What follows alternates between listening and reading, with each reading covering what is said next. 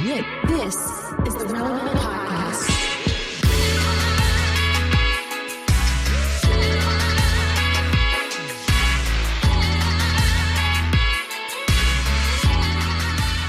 It's episode 1109, and it's the Relevant Podcast. Here in Orlando, I'm your host, Cameron Strang, and joining me from Loverland, Virginia, it's Jesse Carey.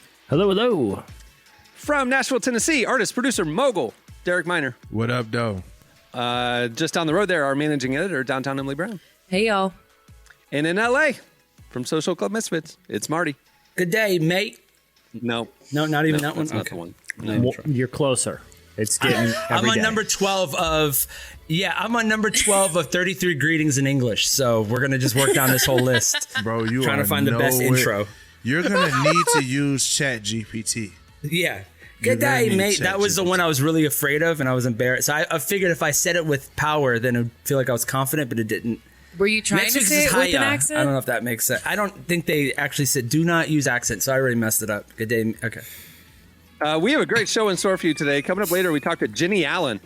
Jennie's blown up. You know her from If Gathering. She's a best-selling author and all this stuff. She's been a friend of the show for a long time. But like, I remember If Gathering was like this little thing in Texas, and now they're doing arenas. I mean, like she's speaking everywhere. She was just at a conference here in Orlando last week. Good for Jennie. Anyway, she's coming up later. We also have a game at the end of the show called You Don't Say, and it is. I can't wait for this one. The dictionary added all these words this week. Merriam-Webster's dictionary added like slay and like crazy slang. Simp. Yeah, Riz. Riz That's is one a done. Dictionary Riz. got to chill out, bro. Live. Yeah, that's what I'm saying. Like, it's crazy. They keep adding words. I remember when we were young, it was like 10 years. It took 10 years for it to happen. Now things are started- coming same year. Riz. It all I just started heard with that. bling bling, man. But when bling bling made it in, it was over. Anyway, we have a game at the end of the show about that. And right now, stay tuned. Up next, it's Slices.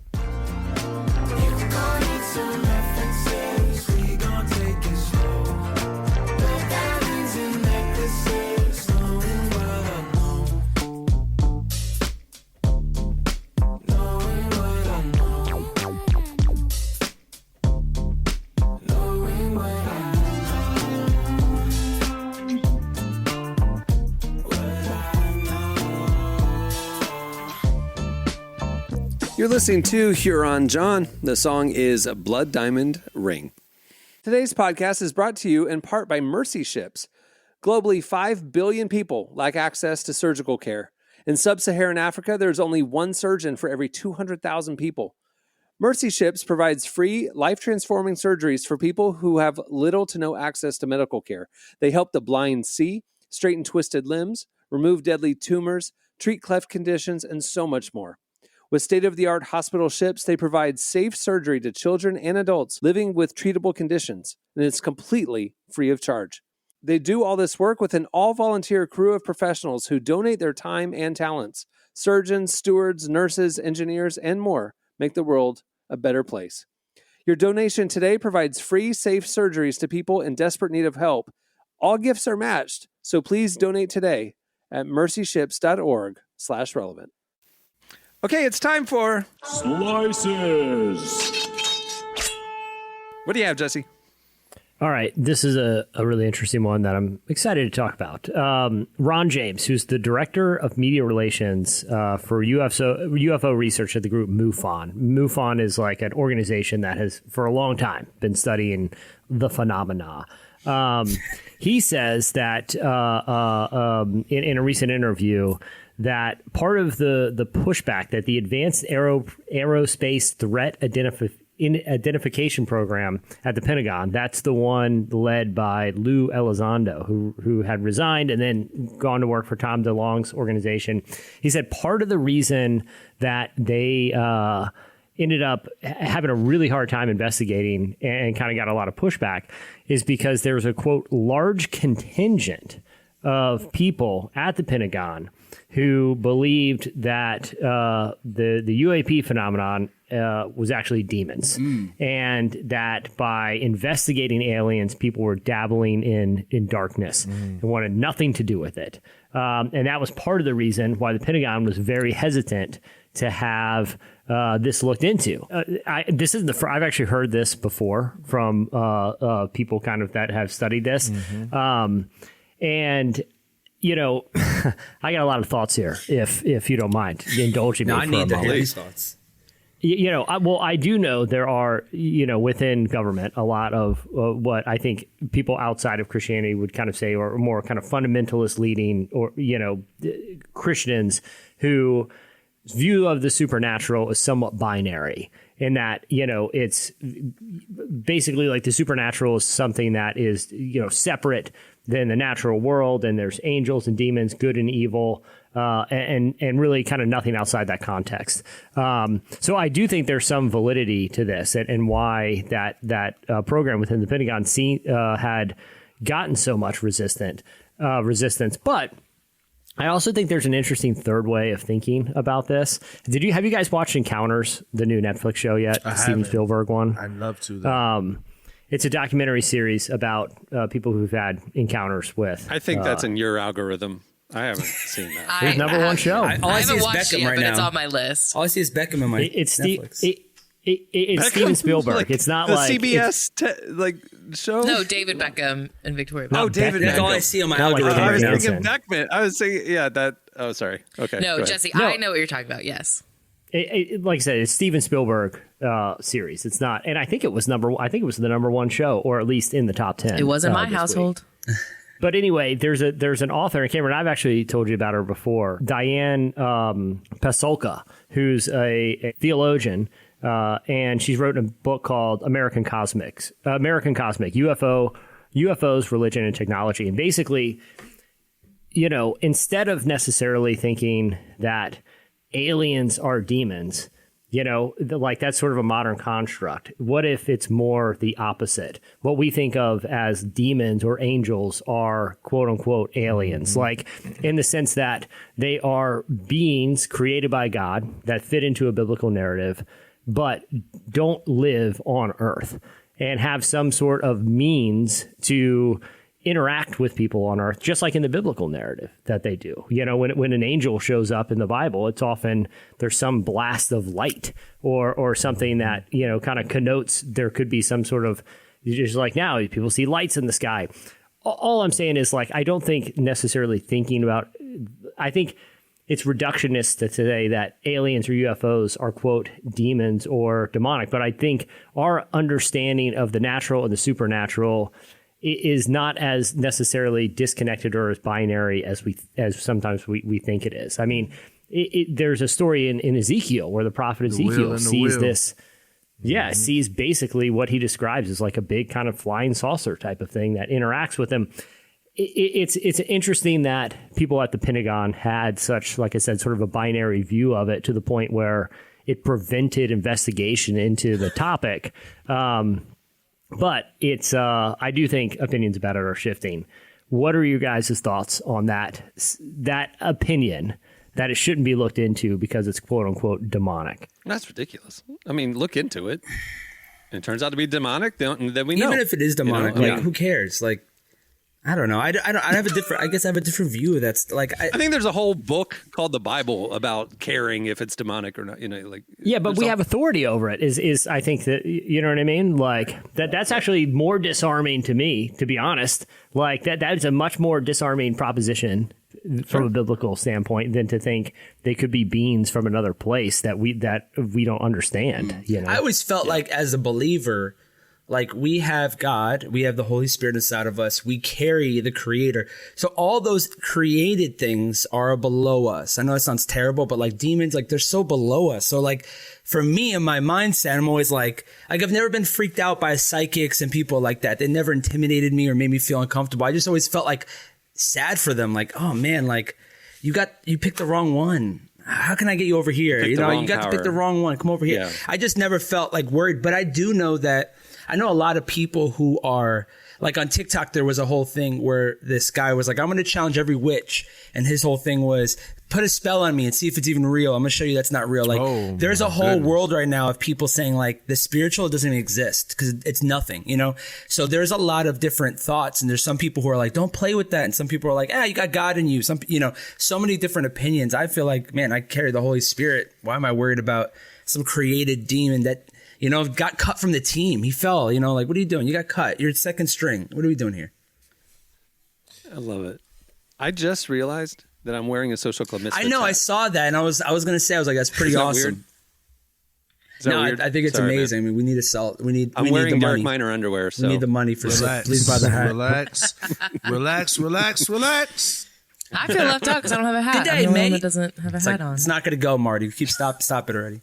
Emily, I'm going to send you a whole thing. I'm going to send you a whole package. You'll be good. I'll send you all the headgear. Don't send it. I bought this with my hard-earned money. No, like, Cameron, make shut her You know buy what? it. Can I just send something to the Cameron, office? our That's the package. biggest hater move I've ever seen in my life, bruh. I'll get Fern to send a box to the office. Yeah, the office is at my house. No, so. send Okay. it to Emily. It'll get rummaged matter of through. fact, as a matter of fact, charge Cameron double next time he buys something. I got you all. Yeah, charge I got you Cameron all. for shipping. Right. I will never accept 15% free merch discount. from You my don't get artist it. friends. I always pay. I You're always the man. pay. Thank you. I love free merch. I hate paying for things. Emily was just talking about like she was interviewing some band, and like as a thank you for the interview, they sent her the vinyl, like a limited edition vinyl, and she was just literally like, But I don't have a record before player. we started Usually do. recording, was telling me this, like poo-pooing it, like I don't even have vinyl player. I don't even want this. I'm it's like, so nice send it of to me. It's so nice She of got them, a but it was Lainey just record, like, and now I feel Lainey's getting played. I can never listen to it because I don't have a record player. She got the new Lainey gonna- yeah, album, you and get now bribed. it's spinning, you know? We actually had a policy for, there was a period where publicists would do that, where they would like try to like, you know, That's a send great era. gifts to like get attention, and we would send it back. We would Why? reject it. Like we won't be coerced because we're going to cover you. If we're going to cover you, we're not doing it because you're bribing us. You know? Nah, So- give me the stuff, and we still not gonna cover Or you. you had to disclose it. Yeah, I'll be like, the I album do wanna sucked, clarify, but the they- merch is great. They sent it after the interview had like already published and everything. Yeah, So that is it was true. Yeah. it wasn't a bribe. was a I thank don't you. accept bribes. I do accept free merch, but I don't accept bribes. I accept bribes. Holla at me. Look, On if the you're record. trying to get on relevant, holla at your boy. You want me to name drop you? You're gonna It costs get a lot $10. of messages. if you want me to name drop you, I got you, bro. Like join my Patreon. I'm gonna name drop you. Oh yeah. All right, what do you have, Derek? Oh shoot, I forgot. Sorry. Okay. So no, I'm good. Scientists have created a tiny implant that can cure cancer in 60 days. So the way it would work is it seems like there's some sort of, it says about the size of a crayon, and what it would do is obviously implant it into your body, and it would respond to your cells and administer medicine as it sees fit.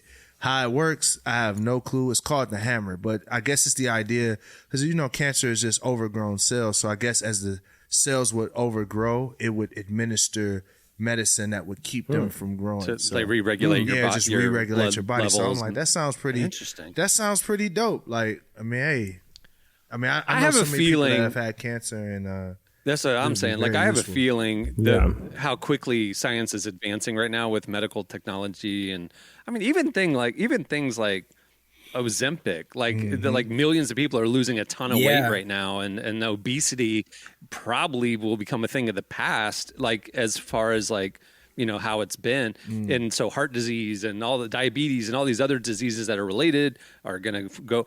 All these things that have killed off generations are getting like cured and figured out, and I'm wondering what's going to happen to life expectancy. You know, like in our lifetime, if cancer is not an issue moving forward, think of how many people pass away because of cancer or heart disease and whatever. And like, if they actually can cure these things in our lifetime, are we going to live to 150? Yeah, let me know when they start Or are we all resurrecting just people. like, I'm excited about that one. no, I am The not. thing is, the people, the same community that was like, we don't want a vaccine, they're like, I'll take a crayon in my body that will get rid of cancer. Like, it's just the science community is a picking and choosing situation right now. I don't know that I want to be 150. You know, maybe these diseases are good. That They seems like I feel like once you hit triple digits, probably Methuselah, like, yeah. I think I've Ain't seen it where easy I'm now? at. How about something that makes us stay There like was a- 30 forever? How about something like that? I think we'd all take it. Yeah, Well, the pause. idea, Yeah. I'd love to stay. I'd love to live to 150 if I can live to 150 and be healthy. Yeah. Like, but if I'm just Like dragging healthy along, and active. if I'm dragging Yeah. along, if I feel like I feel now, and it's 100 years later, I'm with Yeah. it. But if The it's Mother like, Teresa man, thing where you're like, you can't see out of your eyes because your like skin is covering your eyes. She starts you start melting when you get that age. No? Okay, we're gonna cut that out. Great. very- Now that's a we're gonna very cut another thing out, specific Cam. concern. Gonna cut another thing out. Well, you guys saw Mother Teresa. You guys saw her. She got older. She melted a little bit. Mother Teresa. I'm not disagreeing with you. I just have never heard anyone She say like melted. that. Her eyes like kind of covered her face when she hit in the 90s. It was just, I'll show you guys. I was looking at a photo recently. That's why I saw her. And her like she had, you have extra skin when you get older, and it just covers your own face with your own skin. Just skin. Hey, at least you're talking about a specific person and a specific photo you saw.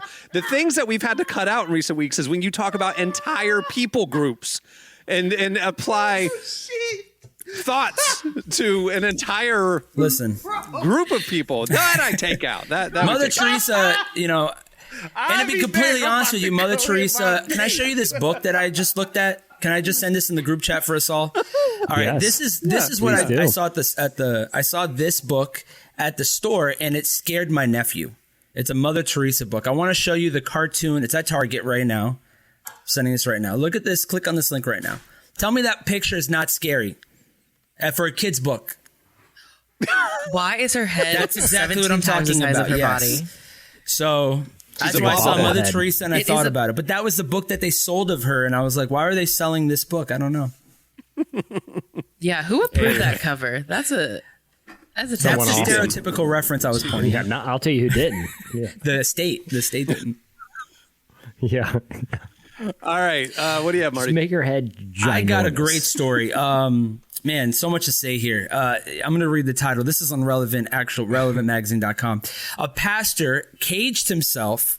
I just want to also say quotes, pastor, caged himself in a lion enclosure to prove nothing can happen to a man of God. This is a self-proclaimed holy man. He put himself in a lion's cage, locked him in, and said nothing will happen to him. The act, he put his... Where was this? They thought it was in Nigeria. It was not in Nigeria. And I think it was Somalia, which it feels like it would happen over there. Anyway, this guy put his hand in a lion's mouth and was like, look, I'm a man of God. Long story short, he wasn't a man of God. He was just a guy in a suit. Just a blue suit. And he was a happened to him? lion tamer. He's a lion tamer that just said that. He worked at a He zoo. worked at a zoo. He became the find out part of the F around. Well, he didn't even get bit. He didn't get bit. This modern day's Daniel. He didn't get bit. The mouth, their teeth are sanded down, so he kept putting his hand in the mouth. Nothing bad happened to him. I think the bigger story from this is why, as Christians, do we want to believe this? Why is this why is the snake thing where they're releasing snakes and people get bit in the net? Why are Christians always looking for a sign instead of just believing the gospel? Why do we need extra information? Well, with the snake thing, I mean, I don't go to a snake church, and I don't encourage snake handling in church and probably in general, unless you're some sort of licensed crocodile hunter. professional. But that actually it comes does. from a It verse does. where it says, where obviously that's a extremely literal interpretation of the verse that says. Yeah, they don't take them in Mississippi and then put, it's always in the middle of the country where they put them in a barrel. They've collected them throughout the years. Then they dump them out on a pastor. There's a movie about that where the guy gets bit and dies, a pastor. But to me, it troubles me to believe that wow, Christians we're so gullible sometimes. That level of Christian, this guy was probably going to do a media tour on Daystar and then TBN because of this. And I'm like, why? I'm glad it stopped well before it got the momentum, but kind of a crazy story. This guy was not even a pastor. He was just a zoo handler who said he was a man of God. So, be careful. Test He's it. a man who Bible saw an says test the opportunity. spirits, right? Test it. So, Well, I mean, this video was going around, and Christians globally were saying, look at this example of God's power and all this stuff. And then other people pointed out He's Yeah, not he's from Somalia. Nigeria. He works at a zoo in Somalia. The whole story fell zookeeper. apart. Every These are- fact you these thought are- you had. They're like baby lions. They love him. He The raised baby them. lions don't He attack. raised You know, them like, from a baby. They're not going to bite him. yeah, like all of it was just like. But it Still. became international news because Christians were spreading it, going like, "Look at this example." I hate of, the gullibleness modern day of Daniel. believers. Like, dude, you know what? I think we're at this point, though, in culture where we need to start testing more because it seems like anybody who's Christians is blowing up right now. And I'm like, what? We just want God so badly. We want to see God's supernatural presence that we're willing to, like, accept the stupidity of life. So I want to just say, listen, guys, use some discernment. That's all I'm going to say. Use some discernment. But don't you think we just live in an era where people are pretty gullible because of the internet? Like They're so Yeah. gullible. Because people saw the video online and they're like, and then they were told that it's a pastor in Nigeria, and then they just shared it as We've all been to the fact, circus, and they right? didn't. I've seen this act before. I've seen Barnum and Bailey's. I've seen the guy. Usually, it's carnival guy. You know, he's got 3 kids. He's trying to pay child support. don't do he's animals doing the best anymore. he can. I've never seen the guy in a suit before. That's different. But I've seen this trick. The suit It was a nice touch. He got it all It was a good blue. suit. Yeah. The all blue Yeah. was like the chef's kiss of little bit of a televangelism. flex, Yeah, I'll a be little honest. chef's kiss. It was the blue. He was like, you know what? To seal it, yeah, Pretty I need rad. I need a Rad suit. monochrome color suit. Okay, so before we wrap slices, Emily, do you have any news? Any Taylor Swift updates? Anything? Sorry, I mean- I that sounds I demeaning. haven't heard much about her lately. Is there anything Yeah. new going on? She is dating this kind of unknown guy. She sort of put him on the map, though. So you maybe have heard of him. Travis Kelce, I think is his name. Yeah.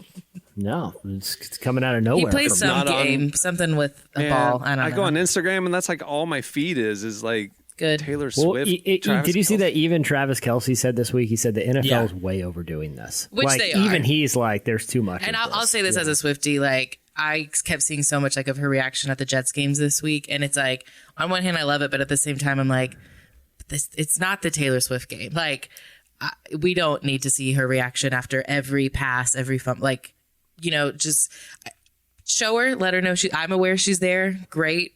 If she does something fun, let me know about it. But like we don't need like a specific Taylor Swift camera. It's Well, gonna if be they the would have TFL, lost- the Taylor football. I'm waiting for the backlash. Like it's just too much. Like I think it's- people are going I to think get it's so sick of happening. her. Listen, I think it's that happening. backlash, that backlash, it was one first down away from a major backlash because the Jets were expected. They were like, I don't know how I know this, but they were 9.5-point dogs coming into that game, and the Jets almost beat them. If the Jets had beat the Chiefs, I guarantee you're it right, would be Jesse. a different narrative. No, this You're wouldn't right. be the fun thing anymore. Like it would have been like this is a distraction. The mighty Kansas City Chiefs have fallen to the lowly Zach Wilson led Jets. It would have been a totally different narrative. Thankfully, with some help of the refs, I'm sorry, but you guys saw that holding call and the lack of a holding call. The Chiefs lived to fight another day. If they had lost, I guarantee you that the backlash would have begun. Well, I saw a video at the game, like a bunch of Jets fans were booing Taylor being there because like they could see her. But then Jets fans boo everything, though. but it was kind of it's not funny because you shouldn't boo people, but it was funny because they ended up losing. Booing is Boo people. You should boo You can people. boo Some people. people. But I mean, You can- at a she's football game, showing you can up to a boo. game like she's not on the field taking attention. Like, But she's cheering for the other team. She's actively bringing attention to the other well, team. the whole stadium booed her, and then her team won. So who's the real winner? last here? night. Cohen's mom. We were at Cohen's last JV football game last night, and the other team scored, and Cohen's mom started booing and did Oh the my 2 gosh. thumbs down. And I tapped her on the shoulder, and I'm like, "These are children. Like, what are you doing?" She Doesn't goes, "I'm matter. not booing the children. I'm booing their parents because like the other team had filled our stands." And they were really obnoxious. And she said that really loud. And then the parents sitting right behind me go, "You're booing Oh, us?" she She's owned like, it "Yeah, too." I'm booing you." And like all this, and it was a Catholic school versus our Christian school. And so I was like, there's a holy war. There's a holy war. Like then I was just talking Oh, about man. Catholics the entire game after that. Yeah. Anyway. I'm telling you, a Texas high school football game, absolutely parents are fighting each other. Every week I think I see fights Because their kids every are week going I to see the fights NFL. on like TikTok, like the families and the referees. Their kids don't play; they take it really yeah. serious. They do. Anyway. All right. Well, that'll do it for Slices. Stay tuned. Up next, Jennie Allen joins us.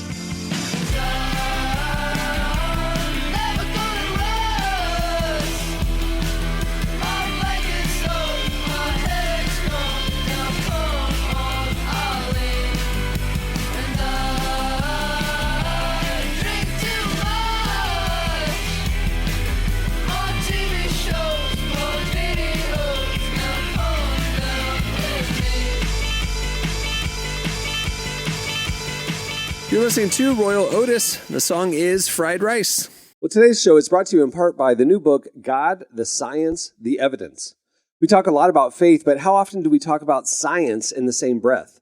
You might be surprised to discover just how deeply the two actually agree.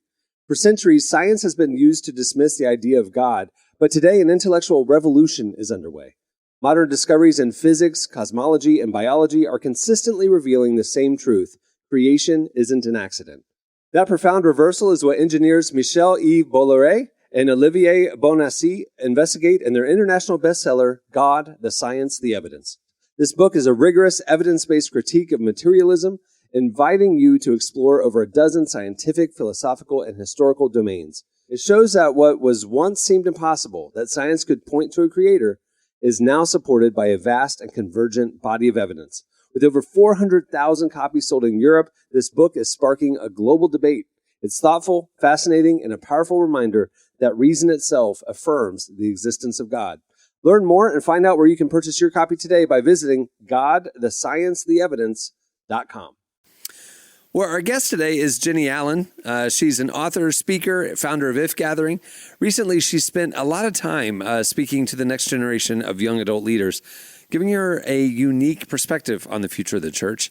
We talked to her about misconceptions people have about Gen Z and how they're already making an impact and her hope for the church's future. Here's part of our conversation with Jennie.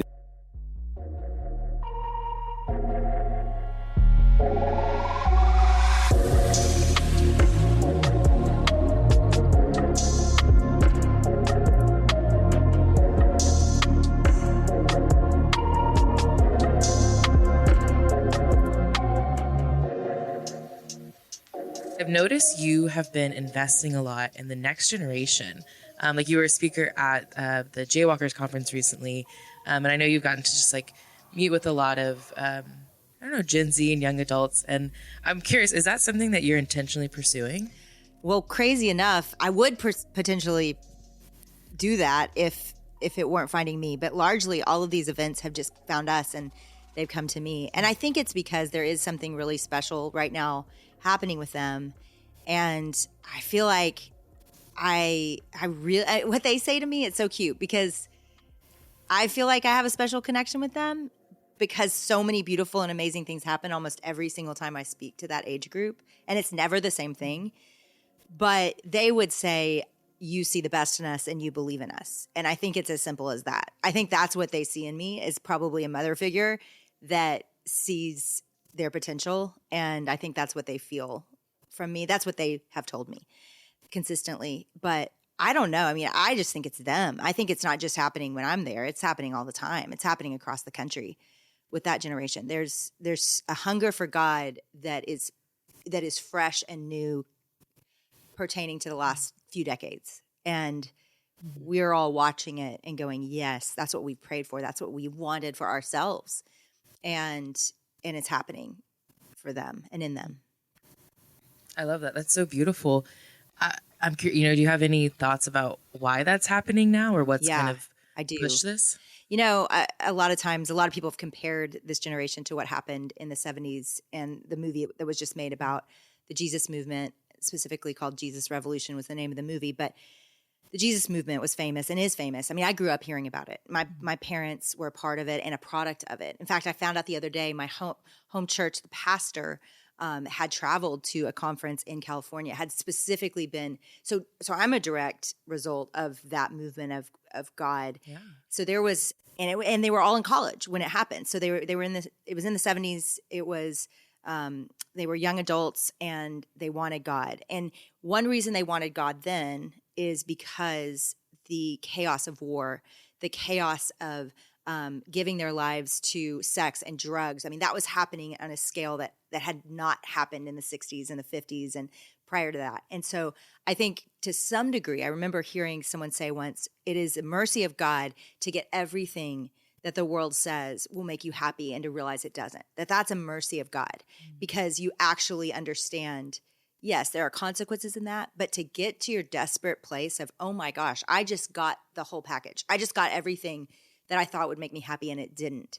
And what else is there? That's a gift because then you want God in a different way.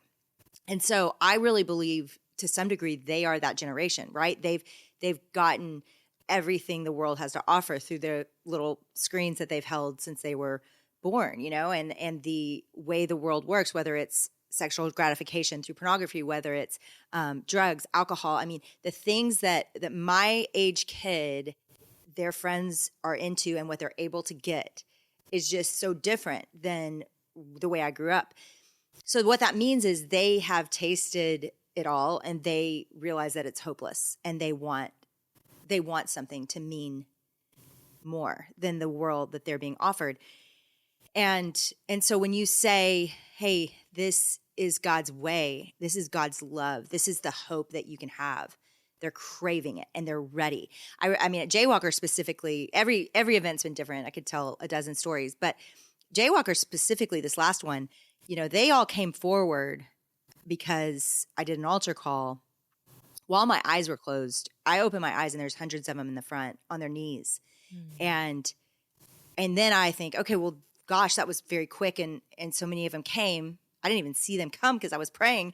And so I did a prayer and I heard their voices out loud repeating back to me the simple prayer I was giving them to say.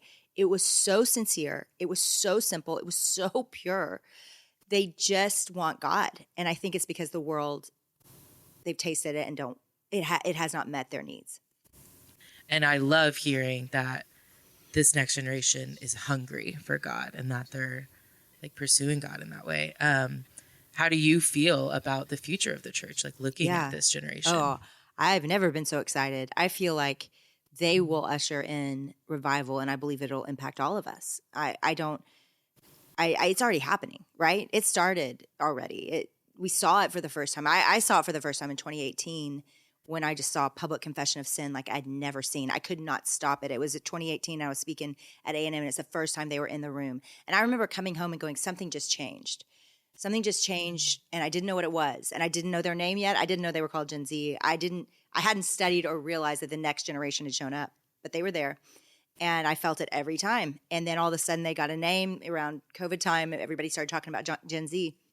Well, when I think today about what's already happening, and so Asbury happens, and I had to go see it, not because in fact, when I went, nobody was paying attention to it. There had been like 2 reels on Instagram when I went. It just was resonating with everything I'd seen since 2018, and I wanted to go see it. It did not surprise me that it was college students. It did not surprise me that it was happening. It resonated with what I was seeing building behind the scenes, working with them. So Asbury was, yes, a part of it, but I'd already sensed they are different and they want God and they are hungry, and give them a chance and they're going to run for the kingdom, not just walk or choose it or not go the wrong way. They're going to go all in. And what I'd been hearing after I was speaking to them in 2018, 2019, 2020 was they would come up to me afterwards, and the conversation changed from where I think we'd been in a season of deconstruction, which I don't know that this generation would be there if it weren't for a season of questioning things and cleaning house, right? Like there was a lot of things that was broken in the church that needed to be pruned, that needed to be talked through and brought to the light. And I think that was a necessary part of it. Like we're experiencing a harvest because of the pruning that happened prior, right? Of working through things. But right now, this generation isn't thinking about that anymore. And I'm not dissing our generation or the people that have come before them. They played a part. But what this generation is going, and they're going to play a part, right? All these kids need discipleship, right? It's great they want God, but they've got to know their Bibles and what to do with that.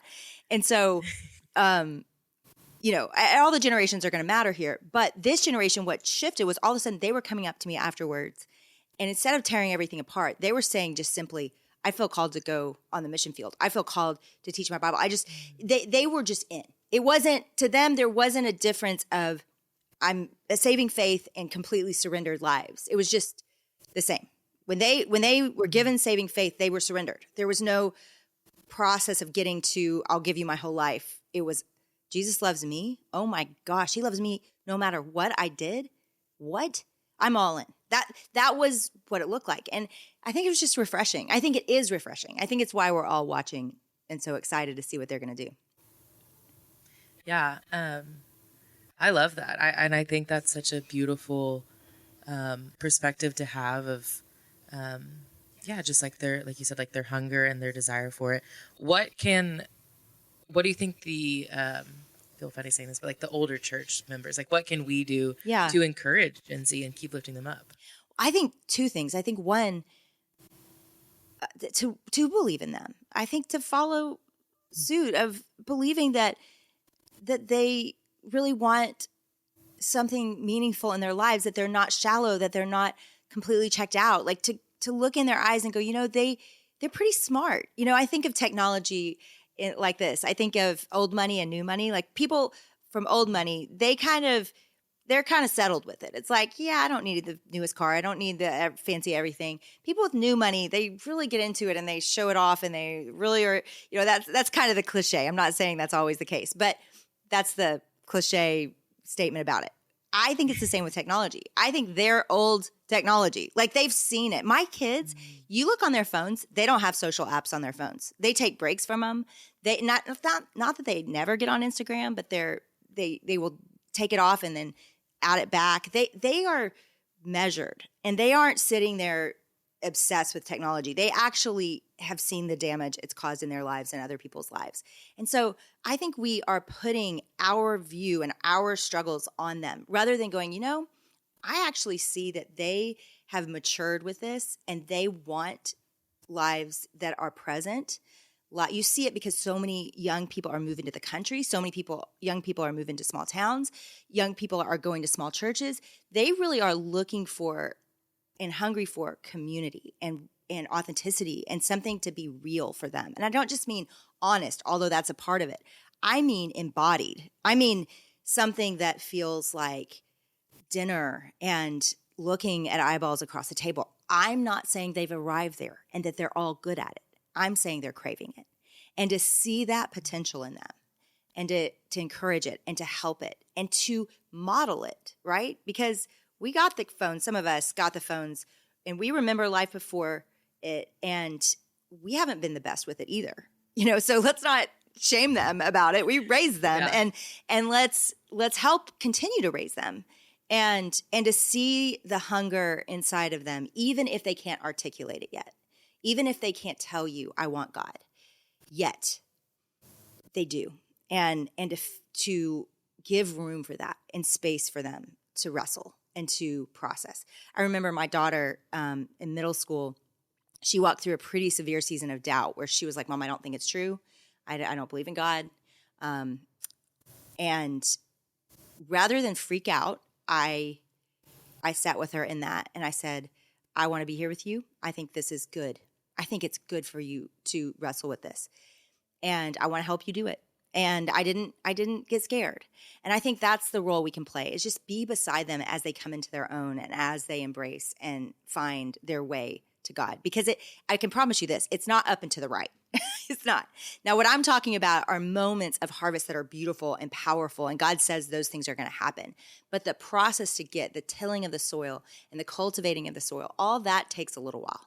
And we've got to do a really good job of that as the generations above them and as local churches. I do love that, though, and I love just how passionate you are about this. Truthfully, it reminds me of when I kind of first found out who you were, which was through If Gathering, when you were just creating a space for women in a really powerful way.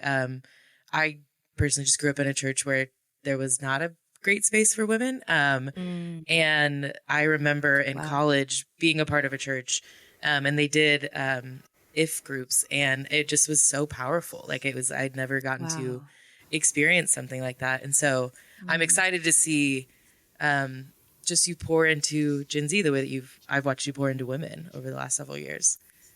So that's kind. Thank you, Emily. And I'm sorry for that. I do think we've come a long way. The church has come a long way with women, and the division, the confusion around women was damaging. There's no doubt. And I really believe my daughters don't feel it, which is so unbelievable and exciting to me that we really have come so far that they just want to use their gifts. They know they're gifted. They know they've got ways to build the kingdom, and they're just doing it, you know, and there's not as much hesitation as I felt, which gives me hope.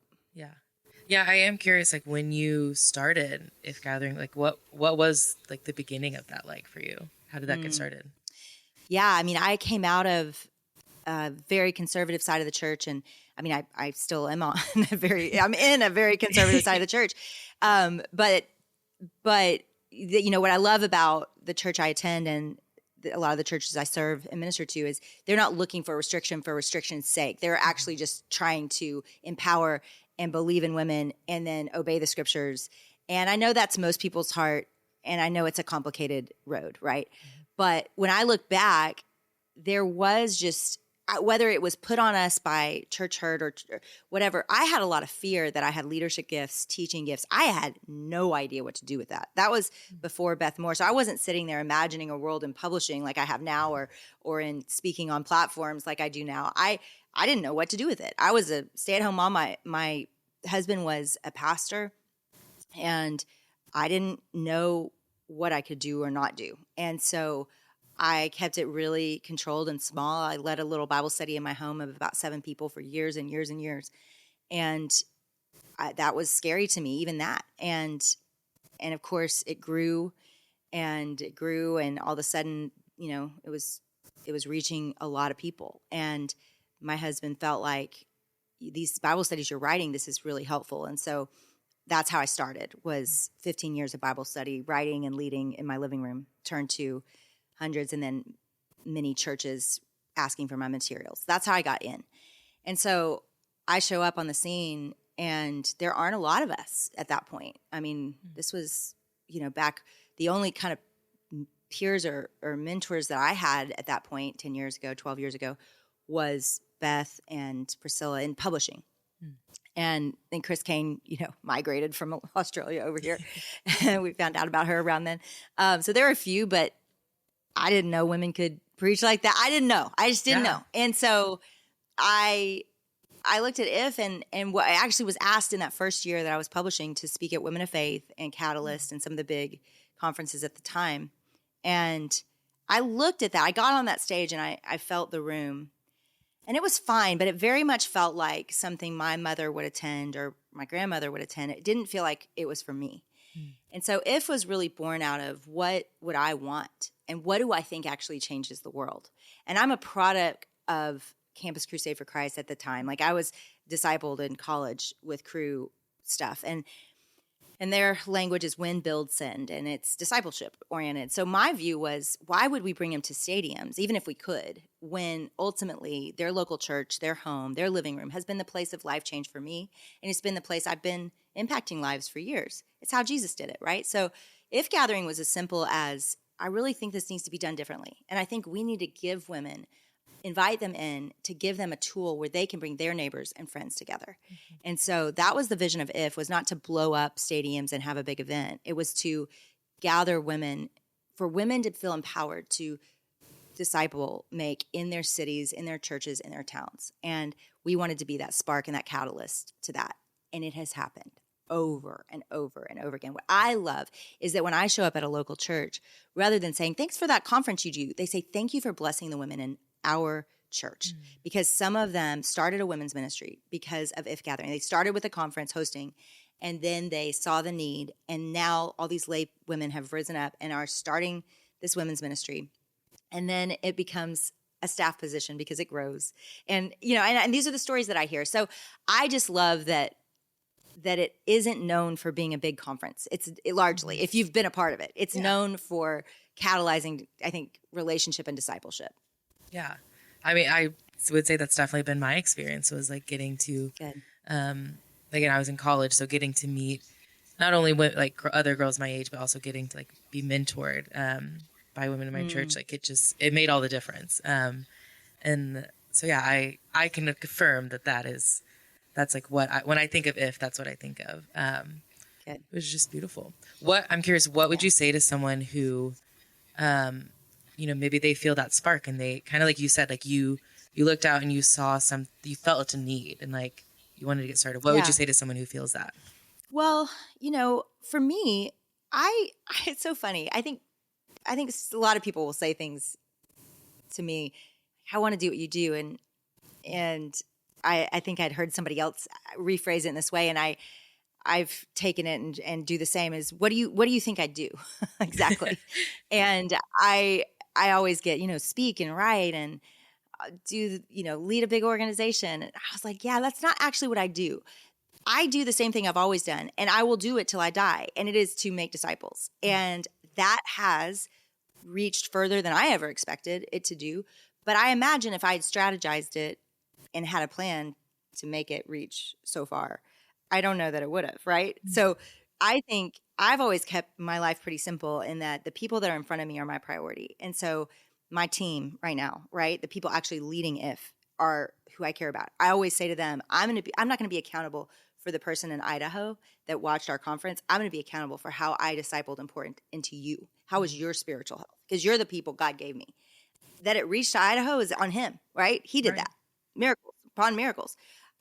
I am responsible for y'all. So I think that's always helped me in life to not feel like, one, to not be too big for my britches, and two, to keep my mission clear and my emotional health right. Because I can't take on the, potentially hundreds of thousands, millions of women supposedly that are participating in IF. I can't do that, but I can take care of my family and my people. And because that happens to go well in that they love God a lot and they're giving away God and they're giving away God and the people they love are giving away God, it reaches really far. But I don't know. That's always just helped keep it simple for me. So you asked the question, what would you tell people, like if they feel a little spark? It's do it. Use your gifts wherever you are. Acts 17 says that our boundary lines were drawn for us and that we were set in our allotted times. I just think that's such a powerful thought, that God set you in your allotted time in your city, in your neighborhood, on your campus, wherever God has set you, so that it says people may feel their way to God.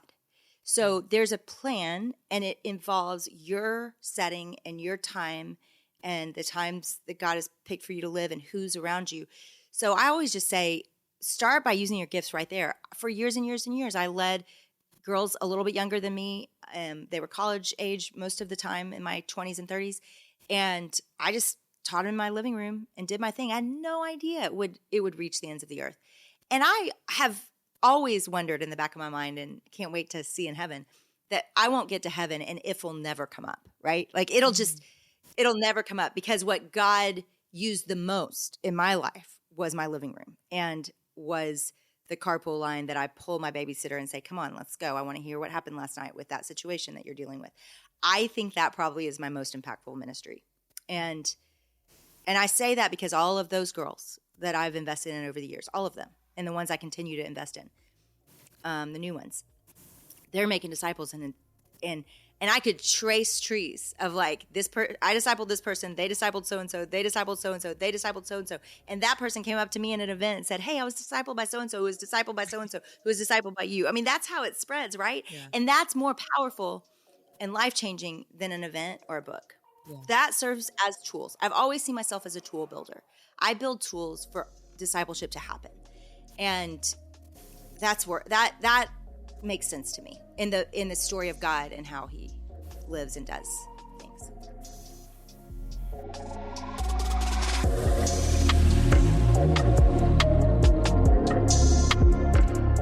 That was Jennie Allen. Make sure to check out the rest of that conversation over at relevantmagazine.com. All right, stay tuned. Up next, we have a special little mini segment coming, and then it's our game called You Don't Say.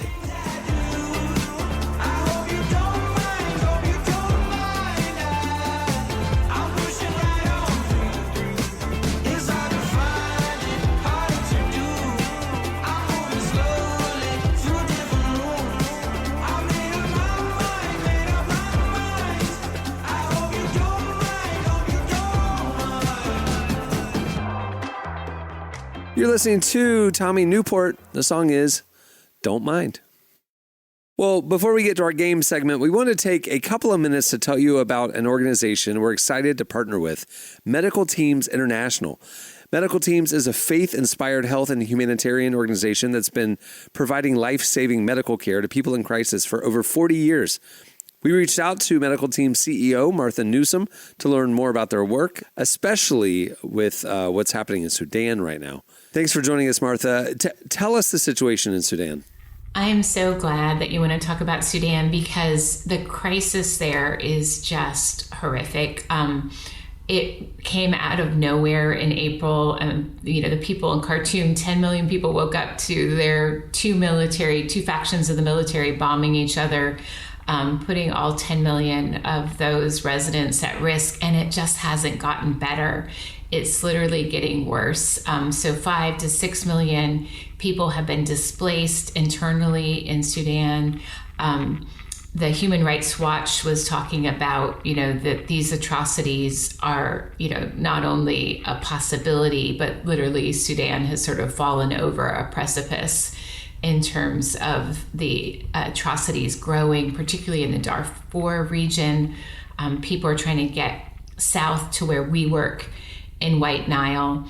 And then many of the hospitals, estimated 80% of hospitals are not even functioning. And then there's been outbreaks. As I mentioned, we are in White Nile, and one of the reasons we were asked to go there is because there's a deadly outbreak of measles in that area of Sudan. So we are we're supporting refugee camps, and that's where also displaced people that are Sudanese that have just had to flee internally are getting to. And so supporting over 1 million people that have been impacted by this conflict, providing support to those health facilities to get them functioning again, providing emergency nutrition support. There's also a huge number of Sudanese that are really on the brink of famine. And so providing those emergency nutrition services.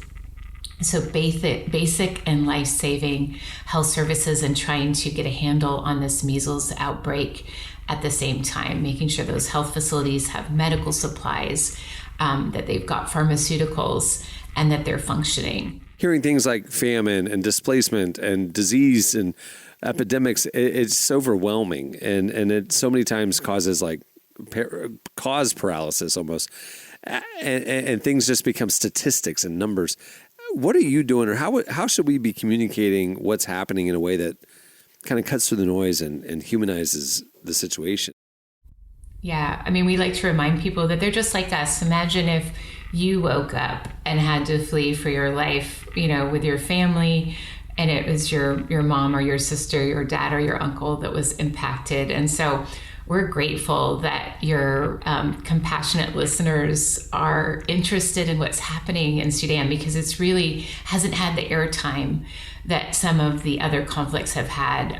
Ukraine has been in the news a lot, of course, because of the geopolitical implications of that conflict. And then Turkey with the earthquake. But Sudan really has just fallen out of sight and out of mind for so many Americans. Okay, I got to ask, what can relevant listeners do? For just $25, you can provide life-saving medical care to someone in Sudan. So we just welcome having you come to our website, medicalteams.org/Sudan. And even, whatever small or large donation you might be able to provide would provide that life-saving medical care that they so desperately need. And I think sometimes we get overwhelmed with bad news, and yet it's the small acts of kindness and love that matter, right? And they add up. Just like we like to talk about the parable of the loaves and the fish, that God can multiply everything that we do, and that really truly will let the Sudanese know that we haven't forgotten them. Well, that was Martha Newsom. To learn more about Medical Teams' life-saving work and to get involved, visit medicalteams.org/relevant. All right, stay tuned. Up next, it's You Don't Say.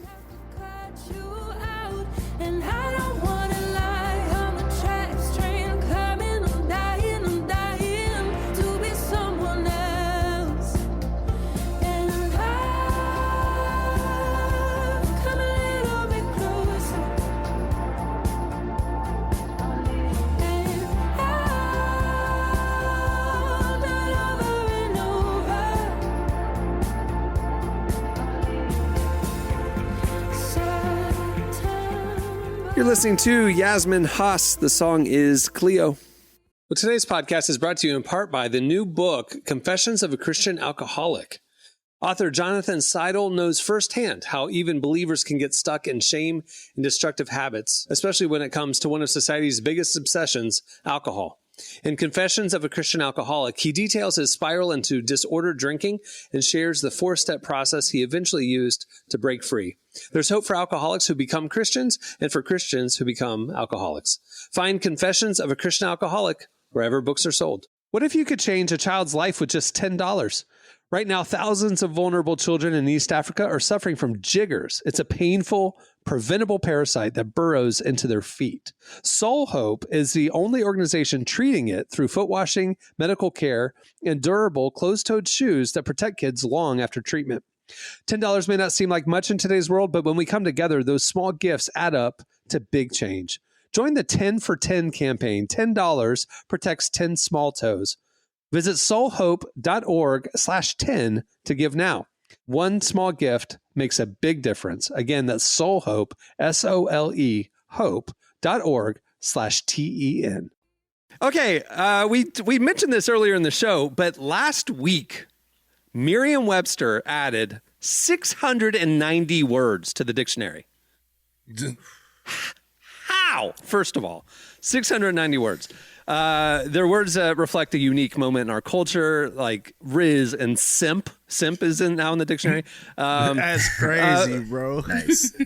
Words come and go, but once they're in the dictionary, they're there for eternity. So we perused the Merriam-Webster dictionary for real English words that are in there currently that we don't use anymore. So the game, it's called You Don't Say, and you're going to be given, I'm going to say a word, a real word. You're going to be given 2 definitions. Select the correct definition to win a point. Here we go. Emily, can you keep score? Since you wrote the game, you can't play. Yeah, I know all the words in the dictionary, so it'd kind of be unfair. So, Jesse, you're up first. The word is age last. It's the word age and last, but it's pushed together. So age last. Is that a person who never laughs or a person who can't stop laughing, especially in inappropriate situations? Age I'm going to go with B. That seems like something that would have a definition. Incorrect. It's a person who never laughs. So there you go. Okay. All right, Derek. Pot valor. It's hyphenated. Pot valor. Is that the courage one must muster when faced with an overflowing pot of boiling pasta? Or is it boldness or courage resulting from an alcoholic drink? I'm gonna go with, Or pot valor. I guess it's pot valor. I'm gonna go with B. Yeah. Alcoholic drink. You're gonna have boldness and Or courage. liquid courage. What they used Called to- pot valor. or pot Hyphenated. valor, yeah. Okay, Marty. Wiffle. Is it the sound of a gentle breeze, or to flourish a sword in sword dancing so as to produce a whistling sound? A wiffle. I really thought it was like a sexual term, to be completely honest with you, but I'm going to go with A. It's B. It just sounds It's the sexual sword in nature. dancing. It's B, sword okay. dancing noise. It's a sword Which dancing. sword- I should have known Gen Sword Z. dancing. I'm so confused what that is. Like, do you... You ever been to a Pentecostal church? They usually do it in front they in have worship. Just flags kidding. and swords. They do it with They have flags and shofars. swords. That's Yeah. what that's called. Yeah. All right, Jesse. Spank you. Spank you. It's SPANGHEW. Sure. Good one. That's a great one. Is that to throw a frog into the air from the end of a stick? To throw a frog into the air from the end of a stick? Or the sensation of being unexpectedly startled by a loud noise? Spank you. The first one, I have a hard time believing someone would come up with a term that would happen so frequently. So they're like, we need a term for this. I think you would just say, hey, look at that person throwing a frog with a stick. I'm going to go B. The answer is A, to throw a frog into the air from the end of a stick. Where is this happening at such a frequency that it necessitates Happening in its Florida. own... It's happening in Florida every day. Yeah, they're going around. Technically, it popping said those it frogs. was just anything that you throw from a stick, but it said especially a frog. Like, it singled out a frog. Especially. Of course. So I was Highlighting like, it. okay. Wow. Singled out. Okay, Derek. Myticism. MYTACISM. Myticism. Is that excessive or wrong use of the sound of the letter M? Or is it the practice of studying ancient myths and legends? Myticism. I'm going B. It's A, excessive or wrong use of the sound of the letter M. That's crazy. Why is again? Like That's- how I is? don't even Why do we know need a how word that's- for that? The We were amount of things that I found out, like I didn't know this was a word because I didn't know you needed a word to describe this. Is Right. shocking. Like the stick throwing, the Yeah. frog throwing. Okay, They're just trying to sell dictionaries at this point, adding new words. Marty. Crapulence. Is it the state of feeling satisfied after enjoying a delicious meal, or is sickness caused by food or drink? Crapulence. You know what? I'm gonna go with A on this one. It's I feel B. like I've heard this in Sickness Simpsons. caused by It's B. food or Oh, drink. man. Think about it. Crapulence. You feel like crap. You got to go Yeah, take a I know crap. it makes sense, but it's usually what you don't think on these games. That's why it's because Emily's really tricky with. She's tricky with it, and so I'm trying. I have to balance that in my mind as well. All right, Yeah, 2 you rounds can't down. trust What's me. the score update? What's the score update? Jesse 0, Derek and Marty each have 1. All right. This next round, 2 points each. Here we go. Jesse, pod snappery. One word. Pod snappery. Okay. Is it an attitude toward life marked by complacency and a refusal to recognize unpleasant facts, or the quirky behavior of someone who can't help but snap their fingers whenever they see a pea pod? Pod snappery. Again, I just refuse to believe there's a term for B, and I'm going to go with A. It is A. An attitude Yeah. toward life marked by complacency and a refusal to recognize unpleasant What facts. if it would have been That's B, Jesse? I feel like your mind would have just exploded. I would feel like the people at Webster's have a quota. Like, all right, we got to come up with 600 words this year, and they're like just finding That's things my to thing. Is define. like, how are there 690 new words that's that crazy. need to be defined this year? That's Anyway, crazy. all right, Derek, poet taster. Poet taster. It's like the word poet and the word taster together. Poet taster. Is it an inferior poet or a farmhand who inspects potatoes? Or maybe it's poetaster. Poetaster. Poetaster. An inferior poet or an farmhand who inspects potatoes? I'm gonna go with B. It's A, an inferior poet. A poetaster. Wow. All right, Marty.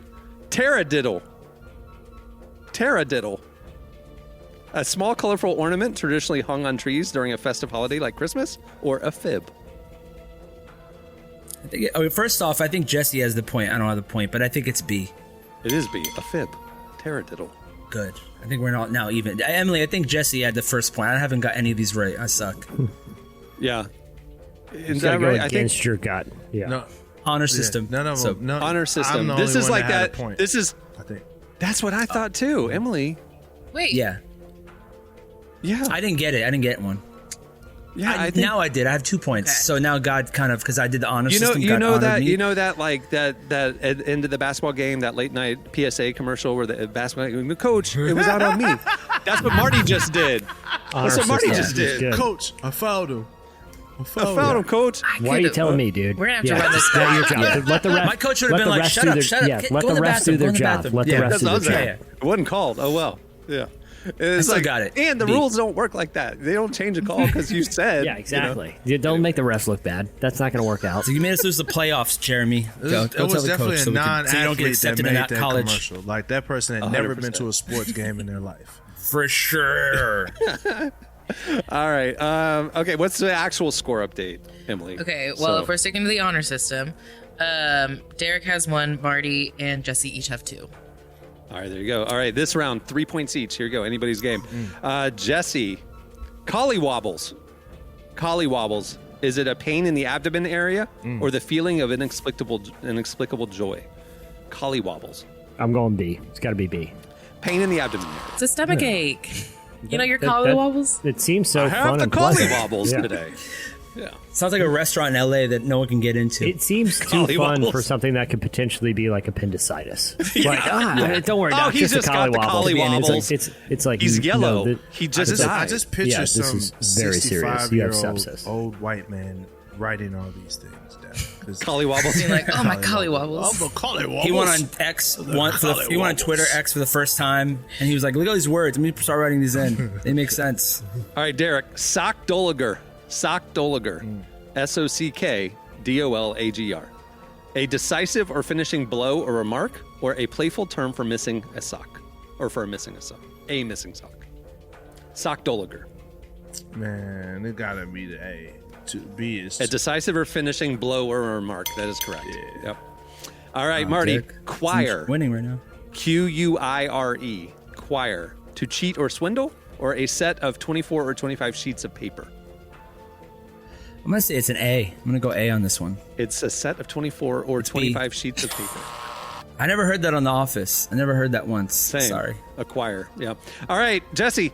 Bumbershoot. Is that an umbrella or a theater variety show? Bumbershoot. I'm pretty certain that's A. An umbrella. That's correct. Derek. Leary poop.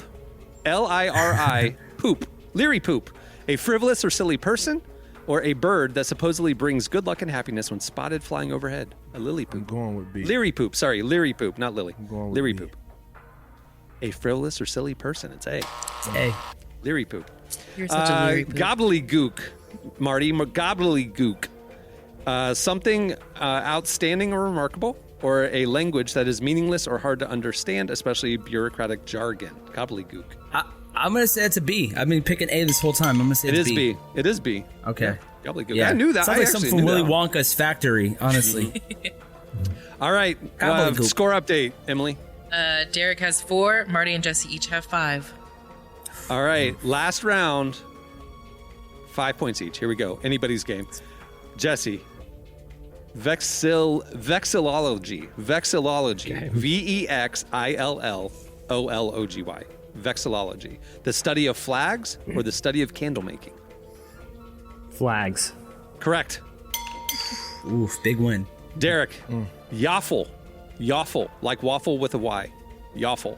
To eat or drink noisily or with great enthusiasm, or the action of playfully bouncing a rubber ball off the floor while whistling a catchy tune. Yaffle. B. A. To eat or drink noisily or with great For enthusiasm. sure. You're thinking too hard. I'm not thinking at all. I've said B for every answer. Marty, last one. Kith. Kith, like the streetwear shop. It's store, Kith. yeah. A hidden treasure chest or friends or acquaintances? A hidden I'm treasure gonna say chest. it's a hidden treasure chest. Friends or acquaintances is what it is. A kith. It would make sense because of a store called Kith, and then Right. you know. It would be a treasure chest. Yeah, exactly. there you go. Loot. All right. Congratulations, Jesse. Jesse. You won. You don't say. Tell him what it he makes wins. sense. Big honor. You're a Big writer. honor. You're a writer, so you should have the best Big vocabulary. vocabulary, you know? Yeah, you're a writer, I know Jesse. all types of gobbledygook. Nice. Well, before we wrap things up, I want to thank Jennie Allen for joining us today. Make sure to check out everything she's doing, her books and all that, and If Gathering as well. We're just appreciative of her. Okay, a little housekeeping. Subscribers, you guys, and hey, if you aren't a subscriber to this podcast, why aren't you? Come on, get on the ball here. But subscribers, you probably noticed that the last 2 weeks we have not had a Friday episode. Why? It was on purpose. We have been testing and playing with some variables to see what is the best, the most effective frequency, posting time, length, different things for this podcast. And we learned some stuff. The answer is go back to what we were doing. So officially starting with this podcast every Tuesday and Friday, we will be back in the saddle and you will have a new Relevant podcast.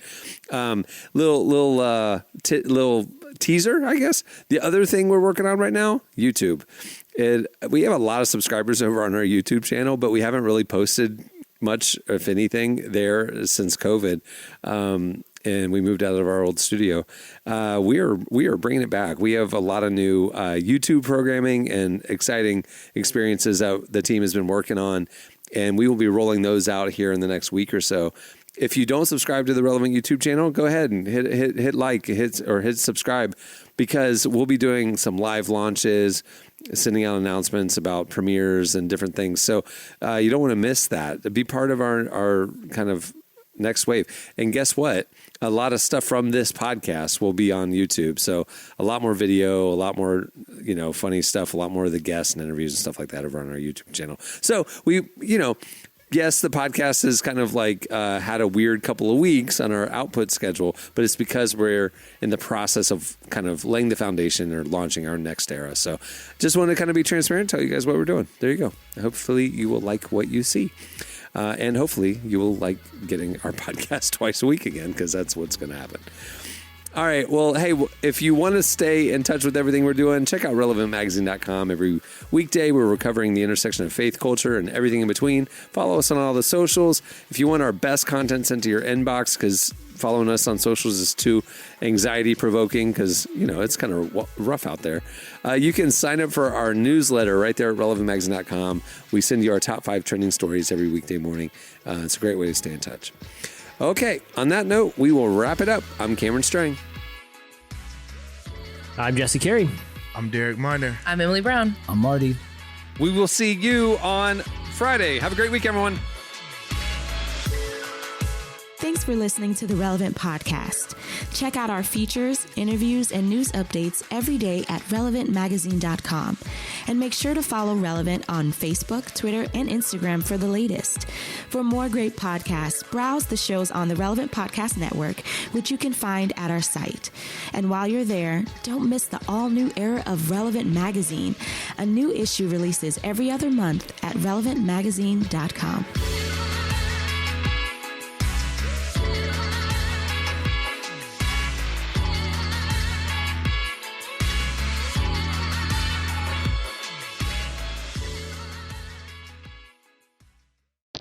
That's a very specific concern. Relevant Podcast Network.